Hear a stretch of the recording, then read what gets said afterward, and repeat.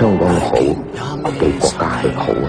每年興建超過85000個單位嘅。今日嘅所做嘅一切呢，係為咗你子子孫孫。你哋香港成為一個產品化中心。佢提出建立科學園、商業園同埋中藥港、世界級時裝同設計中心、亞洲媒體資訊及娛樂中心。咁呢個呢，依家呢係唔存在嘅。明明我已晝夜無間，踏進面前路，夢想中的彼岸，為何還未到？明明我已奮力無間，天天上路，我不死也會活得好。有沒有終點，誰能知道？在這詳細的無間道。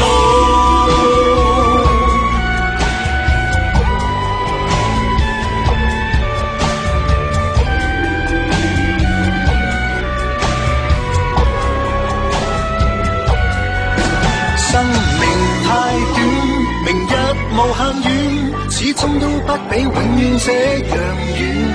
你信我啦，一個人都唔可以俾佢死。信楊局長啦，全香港人呢就全部都仆街。明明我已晝夜無間，踏進面前路，夢想中的彼岸，為何還未到？明明我已奮力無間，天天上路，我不死也會活得好。有沒有終點，誰能知道？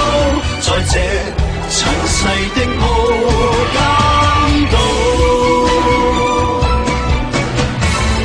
如何能離開失樂園？如果要留喺度，係好艱難，我唔係神仙喎。要去到極樂，條長路遠，吃苦中苦，苦中苦，亦永不間斷。我哋作出一個決定。揾啊，擋住埋你 heo 佢個老虎頭啦！我係特別覺得，開始覺得好奇怪。如果繼續做特首，我係做唔到。所以我希望你哋諒解。工商都7年都好辛苦啦，落翻100咗咯。一定要選一個另一個出嚟啦。但係冇講到補選，釋法係一個途徑啦。我係決定咗唔會參加特首嘅補選。但係有咁嘅打算嘅人咧，繼續咁嘅部署嘅，我覺得完全冇後悔嘅。我係冇興趣係支持下司長嘅，我係尊重佢嘅決定。如果有朝一日香港嘅法治制度係受到推行，我都冇份。我哋唔需要就手準備。亂咁去濫用呢個權力，係違反法治，亦都違反咗一國兩制嘅精神。我哋認為尋求全國人大常委會解釋係唯一最符合香港根本利益嘅做法。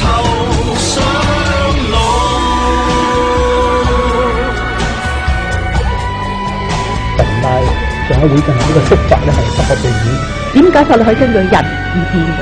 因為時間迫切，我覺得係冇廉恥咯。Thank you very much.